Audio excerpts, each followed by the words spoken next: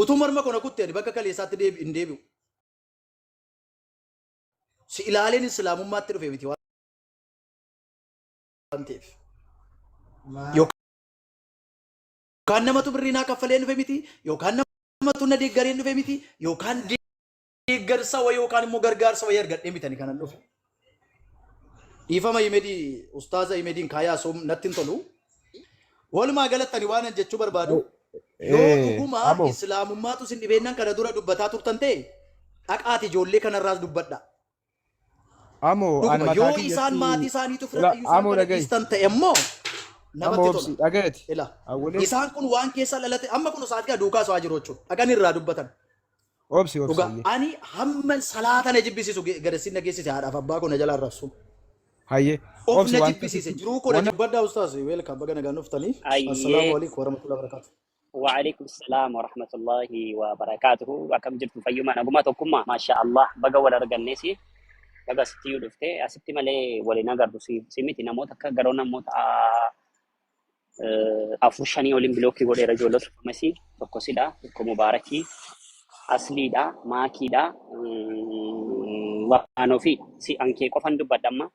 بود واني بوليسي كينيا Amaanueli wal qabsiise obboleessa keenya amoo akkam nagaadhaati jira alhamdulillah nagaa kooti dhugaa baga nagaa taate mashaallah bareedduudha amma kana fakkeenya wayii tokko kaastee turte viidiyoo kee jalatti ni dhaggeeffataa ture amma sima jala taa'een dhaggeeffataa ture koostiillee banaadha dhee laayivii baneen ture sitti argachuuf jedhee amma mataa isaanii karaan deemaa jira dhaabadheen siyaasofsiisaa jira tiktok irraan seenu yeroo dheeraa yeroo waan hin qabneef jechuudha viidiyoo mandalagee ba'a malee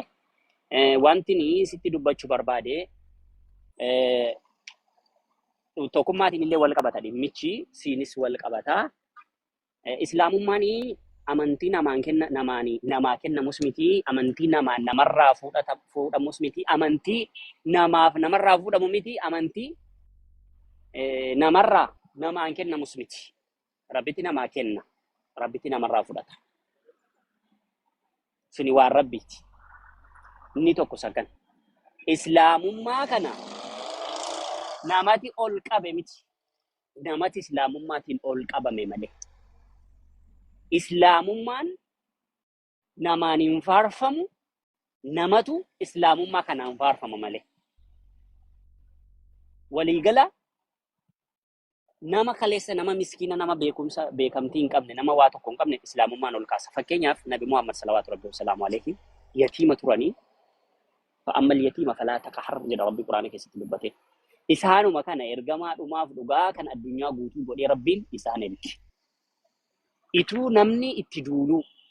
ituu namni waa meeqa jedhu maqaa torba Waliid ibn Mugiiraa faa ituu isaan itti baasanii maal jedhanii saahira kaa'ina majnuuna maraata nama falfala darabu nama siirii hojjetu maraataadha wanta maqaa amma kanaan jedhamnetu itti baasanii sana keessa dhaabbatanii islaamummaa kana addunyaa kana guutuu waliin ga'an rasuul salawaatu rabbi wasalaamu alayhi suuraa namaa isa keessa kana kaasiiti ofuma keessa bayi kaasi suuraa namaan barbaachisu kaasi nama akkasittis fiddee fakkeenyaan godhatiin Amaanuel na dhagaarta Amo yoo na dhagaa jiraatte kaasi suuraa namaan fayyadamini. Okay, anuma kee fayyadami. Galatoom ulfaadhu. Rabbi si haa kabaju. Ani fakkeenyaa fi ilaa dhaggeeffadhu amantaa islaamummaa keessatti wanti ani obboleessa keenya tokkummaatiin bilooki godheef sababaan na walee duukaa so'uufidha. Kanin bilooki godhe waa takka waan wal goone hin qabnu waan biraa. Mubaarakii waan hin bilooki godheef sababaan na walee duukaa so'uufidha. Ustaaz sirreessi sanaaf bilookiin sanaaf bilookiin jechuun sirreessi jechuudhaaf sanaaf miti dhimma siyaasaatiif bilookiin goote quban qaba awwaleef hin jedhin jechuu barbaadeetanii siyaasaaf bilookiin goote akkas. Ayye galatoom ulfaadhu. Okay, anaafati wanti gargar nu baasu jira waan kana irratti. Siyaasaaf bilookiin goote rabbii lubbuun koo harka isaa jirtu islaamummaa naa kenne narraa fudhatu jedhii kakadhoon akkas jedheen kakadhaa siyaasaaf sin goone hin kakatta. Video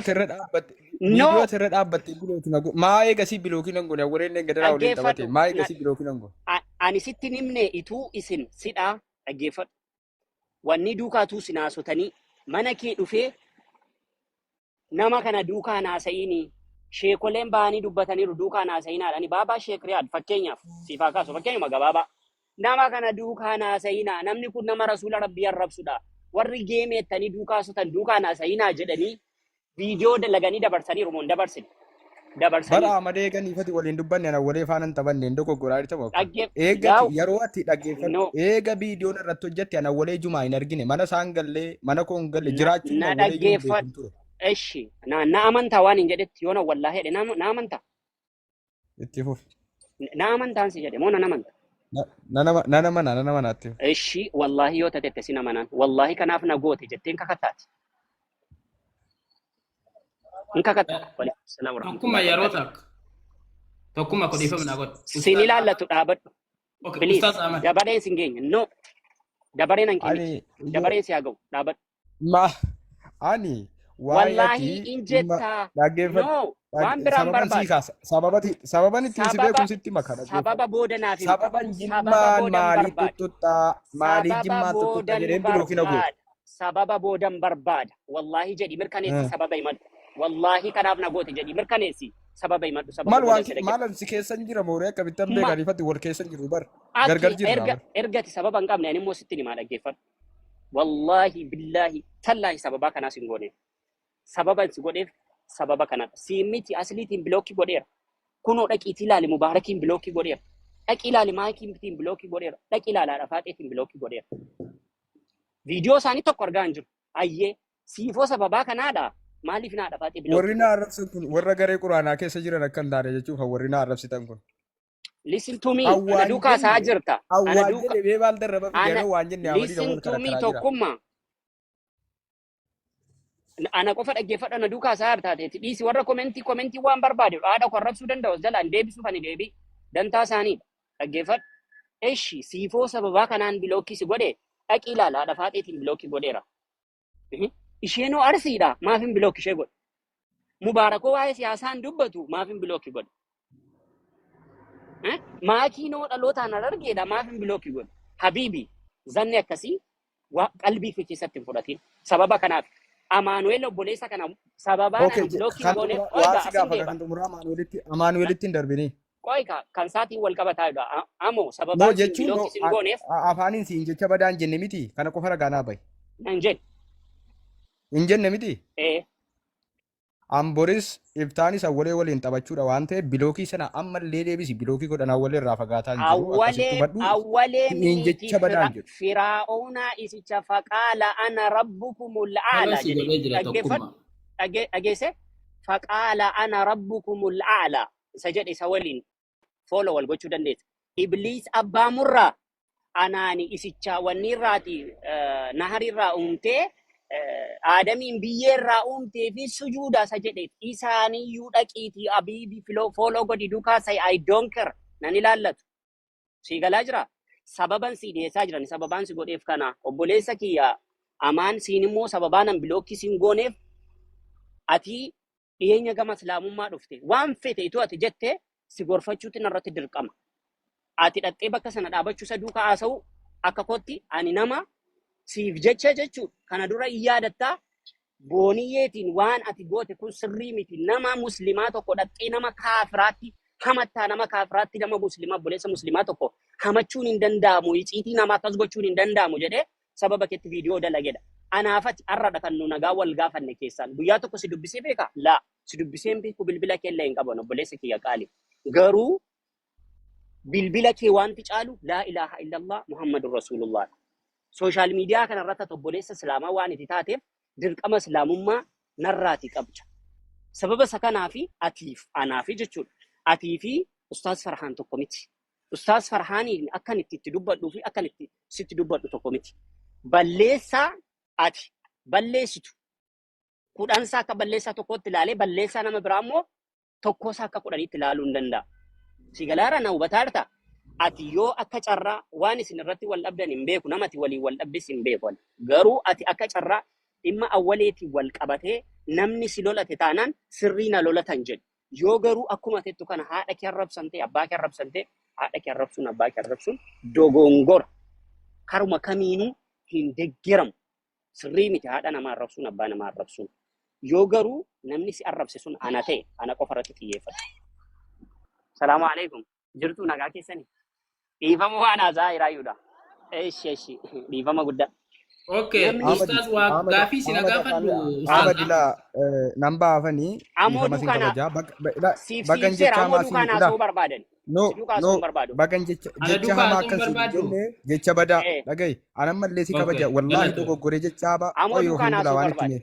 Namba afanii namba hawaasitti membaa jecha hamaa dogoggoree fuulduratti illee siin hin jedhu waan si mufachiisu siin hin jedhu qalbii sin cabsu yoonan si cabse akka dhuunfaatti jilbeenfadhee lafarra foqoqeen dhiifama si gaafadhaa madhoon akka dhuunfaatti si cabsee jecha hin taane jecha narraa hin eegamne jecha salphinaa yoo siin jedhe jilbeenfadhee dhiifama si gaafadha waan hin taane siin jedhe jechuu barbaadeetan waan qalbii si cabsu waan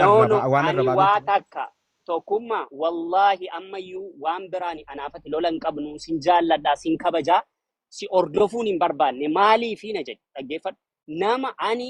haadha koo caalaa abbaa koo caalaa lubbuu koo caalaa ergamaa rabbiin jaalladha. Si galaa jira? Miti kadhadha qoyee. Na hubataarta? Dhagaan jira. Ofiin bulaa jira kolfe malee dhagaan jira. Ergamaan rabbii haa kolfunni. Maal nu ilaallata yoo barbaade aboo uyyuuti. Boo yoo barbaade as bahi. Ergamaan rabbii sallallahu alaihi wasallam haadha keenyaa oli abbaa keenyaa oli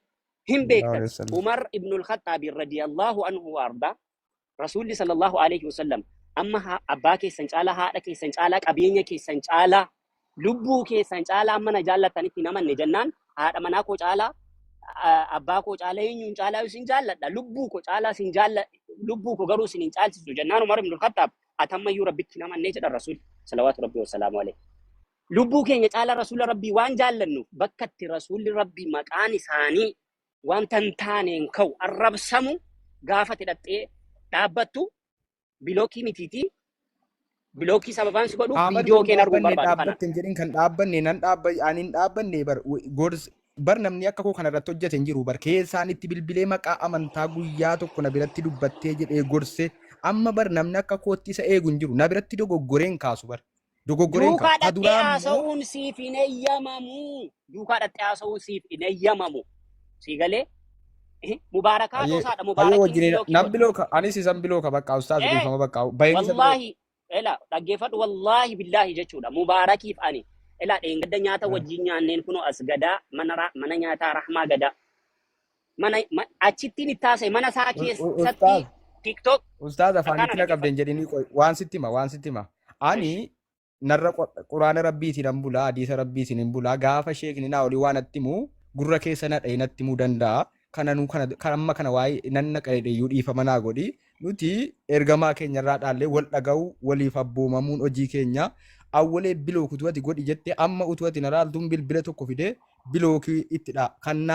naa jaju immoo islaamummaadha quraanaan akkan deemuuf gaafati quraanaan natti himte nama kanarraa fagaadhu gaafati naan jette siin abboomamuun dirqama kiyya waan ta'eef awwalee irraa fagaadhu jechuun islaamummaadhaan waan ati naan jette waan beektu waan natti himteef hangafa kiyya waan taateef osoo ati amma awwalee